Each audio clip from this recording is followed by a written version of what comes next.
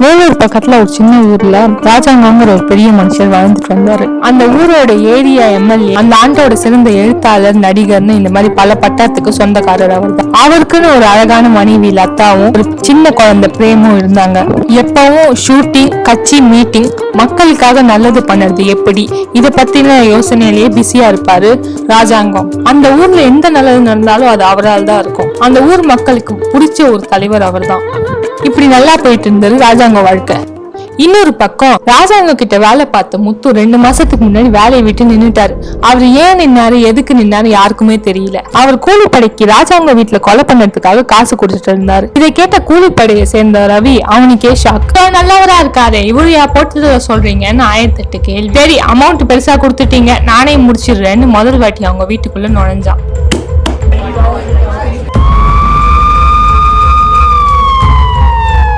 Police இருந்ததுனால அவனால சரியா உள்ள போக முடியல. 2வது வாட்டி போட்டு தள்ளலாம்னு சொல்லிட்டு உள்ள போனா கதவெல்லாம் அடைச்சிருக்காங்க. என்ன பண்ணி அவனால கதவு திறக்க முடியல. இதே மாதிரியே வரிசையா மிஸ் ஆனதுனால ரவிக்கு அது சரியா படல.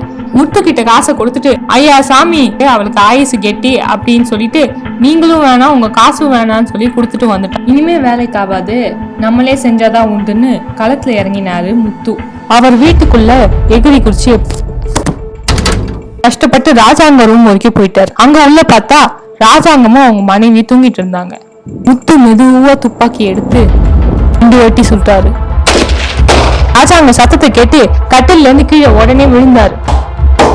போய் லைட் ஆன் பண்ணா அவர் மனைவி ரத்த வெள்ளத்துல கிடக்காங்க. இன்னொரு பக்கம் கொலைகாரன் தப்பிச்சு ஓடிட்டு இருக்கான்.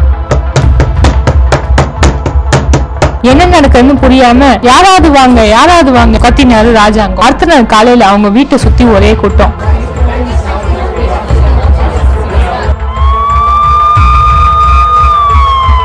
ஊர் மக்கள், போலீஸ், ஆம்புலன்ஸ்னு யாருக்கும் எதுவும் புரியல. ராஜாங்கத்தை எதுக்கு கொலை பண்ணணும்? இவ்வளவு நல்லவரா இருக்கிற ராஜாங்கத்துக்கு எதிரியா? ஒருவேளை எதிர்கட்சி செஞ்ச வேலையா இருக்குமோ? பணத்துக்காக செஞ்சதுன்னு எனக்கு தெரியல. ஏன்னா வீட்டுல எந்த பொருளும் திருட்டு வரல. அப்புறம் கண்டிப்பா இது ஒரு கொலை முயற்சியா தான் இருக்கணும்னு சொல்லிட்டு போலீஸ் எல்லா ஆங்கில இருந்து யோசிச்சாங்க. இன்னொரு பக்கம் ராஜாங்கத்தை கொல்லாம ராஜாங்க மனைவியை ஏன் கொண்டுட்டாங்கன்னு சொல்லிட்டு பாதி பேருக்கு டவுட். பிரஸ், மீடியா, அந்த ஊர் மக்கள்னு ஒரே பரபரப்பா இத பத்தி ஒண்டிதான் பேசிட்டு இருந்தாங்க. மோட்டிவே இல்லாம நடந்த கொலை எதனாலன்னு சொல்லிட்டு இந்த கேஸ் ரொம்ப பெருசா அந்த ஊர் முழுக்க பேசப்பட்டது.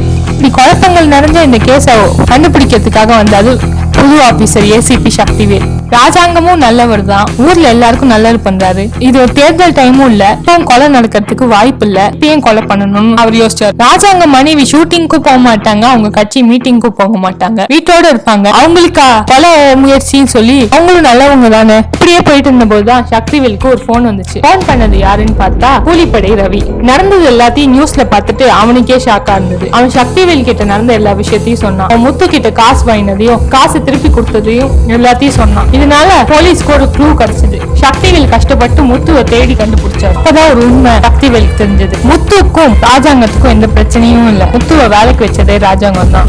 ராஜாங்கம் தான் இந்த கொலைக்கே காரணம். முத்து எல்லா உண்மையும் சொன்னான். கேட்ட சக்திவேலுக்கு ஒரு நிமிஷம் தலை சுத்திருச்சு. நம்ம ராஜாங்கமா இது அப்படின்னு அவரே யோசிக்க வச்சுட்டாரு. ராஜாங்கத்துக்கு சுஷீலாங்கிற ஒரு 25 வயசு செக்ரட்டரி இருக்கிற விஷயம் யாருக்கும் வெளியே தெரியாது. சுஷீலா ராஜாங்கத்தோட பணத்து மேல ஆசைப்பட்டும், ராஜாங்கம் சுஷீலாவோட அழகு மேல ஆசைப்பட்டும் அவங்க 2 பேருக்குள்ள ஒரு காதல் ஓடிச்சு. இந்த கள்ள காதல் வெளியே தெரிஞ்சா அவரோட பணமும் பதவிக்கும் பிரச்சனைங்கிறது ராஜாங்கத்துக்கு தெரியும். மனைவிய விவாகரத்து பண்ணிட்டு ஒரு சின்ன பொண்ணை கல்யாணம் பண்ணாலும் அவருக்கு அசிங்கம் தான். இதை பத்தி பேசும்போது சக்திவேலுக்கு ஒரு ஞாபகம் வந்து இந்த கேஸ டீல் பண்ணதுக்கு வரும்போது இந்த கேஸ் சம்பந்தமான பழைய ஃபைல்ஸ் எல்லாம் பார்த்துட்டு இருந்தாரு. அப்பதான் அவர் ஒரு விசித்திரமான கேஸ் ஒண்ணு பார்த்தாரு. சுமாரா 2 வருஷத்துக்கு முன்னாடி ராஜாங்கமும் அவங்க குடும்பமும் மலையோரமா காரை ஓட்டிட்டு போயிருந்தாங்க. அப்போ ஒரு சின்ன ஆக்சிடென்ட்ல ராஜாங்கம் ஒண்டி காரை விட்டு வெளியே விழுந்துட்டார். ஆனா அவங்க மனைவியும் அவங்க குழந்தையும் காரோட மலையில இருந்து கீழே விழுந்து சின்ன காயம் தான், ஆனா தப்பிச்சிட்டாங்க. இது ஆக்சிடென்ட் கேஸுங்கிறதுனால அப்போ சக்திவேலுக்கு அவ்வளவா டவுட் வரல. ஆனா இப்பதான் யோசிச்சு பார்த்த போது எல்லாம் புரிஞ்சது. வேற வழி இல்லாம அவன் மனைவி லதாவை கொல்லறதுக்காக கடந்த 2 வருஷமா அவர் போட்ட பிளான் தான் அந்த கார் ஆக்சிடென்ட்டும் தற்செயலானது இல்ல. இந்த உண்மையை கேட்டு சக்திவேலுக்கு ஷாக். இவ்வளவு நல்லவரா இருந்த ராஜாங்கத்துக்கு இவ்வளவு ஒரு கேவலமான பழக்கமான்னு சொல்லி யோசிச்சாரு. அடுத்த நாள் வாக்குமூலத்தை வாங்கிட்டு கோர்ட்ல ஆஜர்படுத்தினாரு சக்திவேல். எல்லா உண்மையும் சொன்னான் முத்து.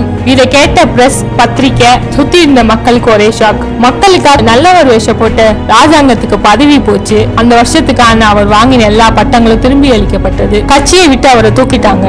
அவருக்கு தூக்கு தண்டனையும் அளிக்கப்பட்டது. ஊருக்கு நல்லவங்கிற வேஷம் போடுறதுக்கு பதிலா வீட்டுல நல்லவரா இருந்தா அவரும் நல்லா இருந்திருக்கிறான், அவர் குடும்பமும் நல்லா இருந்தது. அவரோட ஒரு சின்ன கேவலமான ஆசைனால அவருக்கு அவரோட வாழ்க்கையும் போச்சு, அவர் மனைவியோட உயிரும் போச்சு. அவங்களோட குழந்தை பிரேமுக்கு இப்போ ஒரு அப்பாவும் இல்ல, அம்மாவும் இல்ல. அந்த செக்ரட்டரி சுஷீலாவும் வெளியில முகம் கொடுக்க முடியாம அந்த ஊரை விட்டு அவங்களும் ஓடி போயிட்டாங்க. அப்புறம் முத்துக்கும் மனசு பொறுக்கல. கொஞ்ச நாள் அவனும் நினைச்சு என்னமோ அவனும் உயிரை விட்டுட்டான். இந்த மாதிரி வேண்டாத காதலுக்கு ஆசைப்பட்டு இத்தனை பேர் வாழ்க்கை கெட்டு போறதை விட நம்ம உண்டு, நம்ம வாழ்க்கை உண்டு, நல்லது செஞ்சிருந்தா எல்லாரும் சந்தோஷமா இருக்கலாம்.